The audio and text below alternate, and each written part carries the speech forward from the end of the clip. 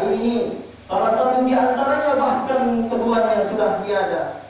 Mereka mendahului kita ke alam baqo dan tinggallah kita yang meneruskan cita-cita perjuangannya. Di tahun-tahun yang lalu kita masih bersama anak-anak saudara kita. Namun hari ini boleh jadi di antara kita sudah tidak bersama lagi dengan anak-anak saudara kita. Karena justru anak-anak dan saudara kita lah yang telah mendahului kita. Ada juga suami yang sudah tidak bersama dengan istrinya, karena istrinya pun mendahuluinya ke alam kubur atau sebaliknya. Ada juga istri yang sudah tidak lagi bersamanya, bersama suaminya hadir di tempat ini, karena suaminya lebih dahulu dipanggil menghadap Allah Tabaraka wa Ta'ala. Kaum muslimin, muncullah kerinduan untuk berhidup bersamanya kembali. Tapi kerinduan tinggal kerinduan. Kerinduan kita hanya dibalut dengan linangan air mata, karena tidak mungkin kita hidup kembali bersamanya.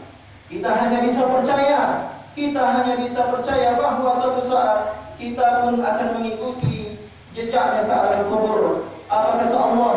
Fa idza jaa ajaluhum la yasta'khiruna sa'atan wa la yastaqdimun. Apabila ajal Allah sudah datang, niscaya tidak bisa kita tunda, tidak bisa kita majukan, meski hanya sesaat. Allahu Akbar, Allahu Akbar, Allahu Akbar, walillahil hamd. Hari ini adalah hari yang istimewa, karena ada dua ibadah besar yang akan kita lakukan di penghujung tahun Hijriah, yaitu yang pertama adalah ibadah haji, kemudian adalah ibadah kurban.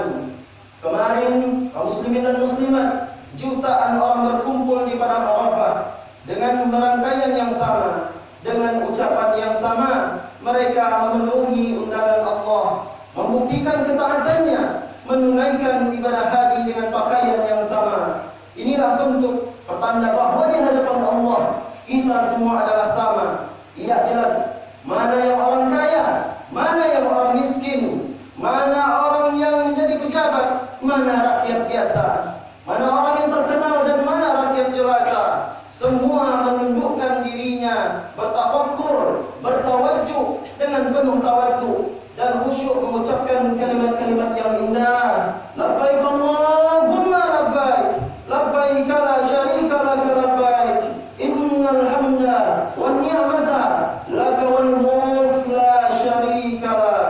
Kita doakan bapak-bapak, ibu-ibu, semoga yang sudah ataupun yang sedang menunaikan ibadah haji diterima ibadahnya dan mendapatkan ganjaran di sisi Allah Tabaraka wa Ta'ala.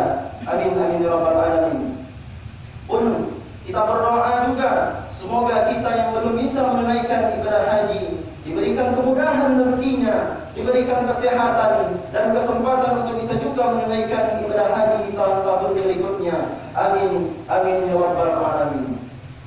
Ma'asyiral muslimin, sidang jamaah salat Idul Adha yang dimuliakan oleh Allah Tabaraka wa Ta'ala. Ibadah besar yang kedua adalah ibadah kurban, dan ini pun merupakan tapak tilas dari perjalanan seorang manusia besar, Abu Anbiya, bapaknya dari segala nabi, yaitu Nabiullah Khalilullah Ibrahim alaihi salam. Sebagaimana yang kita tahu, yang kita dengar dalam cerita ataupun sejarah, suatu malam Nabiullah Ibrahim alaihi salam bermimpi beliau melihat anaknya disembelih oleh dirinya.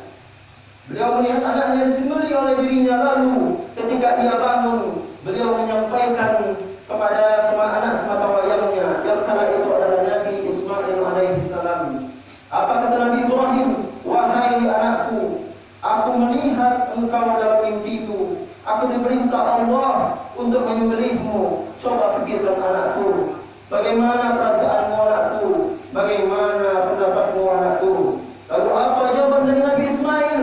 Nabi Ismail alaihissalam pun menjawab, ayah, lakukan segera perintah Allah ayah. Jangan engkau tunda ayah. InsyaAllah engkau akan mendapatiku sebagai orang-orang yang bersabar. Allahu Akbar, Allahu Akbar, walillahil hamd. Kemudian Nabi Ibrahim alaihissalam pun menyampaikan kepada istrinya, Sayyidati Hajar, ya Sayyidati Hajar, pakaikan baju anakmu, pakaikan baju anakmu. Aku akan berangkat berdua dengannya. Berangkatlah Ibrahim dan Ismail alaihissalam. Mereka berdua menuju ke Jabal Quran, tepatnya di Mina. Sesampai di sana, Ibrahim hanya mampu mengucapkan kalimat Allahu Akbar, Allahu Akbar, Allahu Akbar, La ilaha illallah, Allahu Akbar, Allahu Akbar, walillahil hamd. Dibaringkan matanya, dibaringkan anaknya di pahanya. Ismail berkata, ayah, ikatlah kedua tanganku ayah, jangan sampai aku kesakitan dan mengamuk yang akhirnya akan menyakiti badan ayah. Lalu, ayah, jangan tatap wajahku ayah, jangan sampai